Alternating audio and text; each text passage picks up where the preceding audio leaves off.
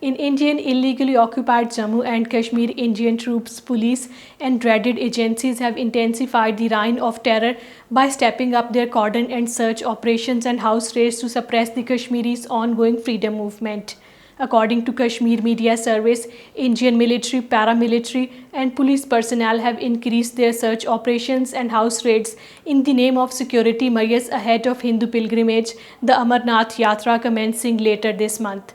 The residents of many areas of Srinagar, Budgam, Ganderbal, Islamabad, Pulwama, Shopian, Kulgam, Baramulla, Kupwara, Bandipura, Jammu, Ramban, Kathua, Doda, Kishtwar and other districts told the media that the Indian Forces personnel have made their life a living hell. They said that during the operations and house raids, Indian troops and policemen barged into their houses, harassed the inmates including women, and even vandalized the household goods. Meanwhile, the sleuths of India's dreaded National Investigation Agency carried out house raids at multiple locations in the Kashmir Valley and in Kathua district of Jammu region, subjecting the inmates to severe harassment and intimidation. The Jammu Kashmir Democratic Freedom Party, headed by illegally detained Shabir Ahmed Shah, in a statement issued in Srinagar, expressed serious concern over the unabated killing of Kashmiri youth by Indian troops during fake encounters in the territory. It said that systematic killing of the Kashmiris by the troops was a part of Narendra Modi-led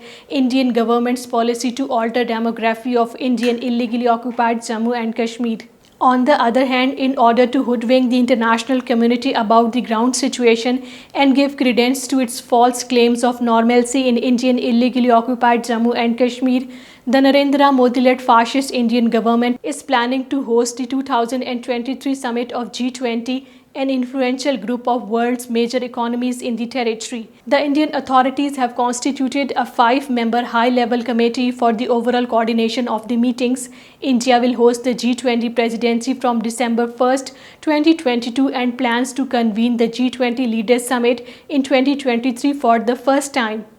A report by the Forum of Human Rights, a group of concerned citizens of India, says that revocation of Article 370 has contributed to the structural and social changes that have perhaps been most keenly felt by the children in Indian illegally occupied Jammu and Kashmir. In its special report 2022, the forum, comprising judges, activists and lawmakers, say that the Kashmiri teenagers continue to be harassed, picked up by questioning and are illegally detained, in complete violation of the Juvenile Justice Act. It notes that children as young as 18 months old have become victims of the weapons used by the Indian Forces personnel to disperse the protesters in Indian illegally occupied Jammu and Kashmir. In Geneva, member of the APHC delegation attending the ongoing 50th session of the UN Human Rights Council, Hassan al-Banna, met the German ambassador to the United Nations, Catherine Starst, and apprised her of the grave human rights violations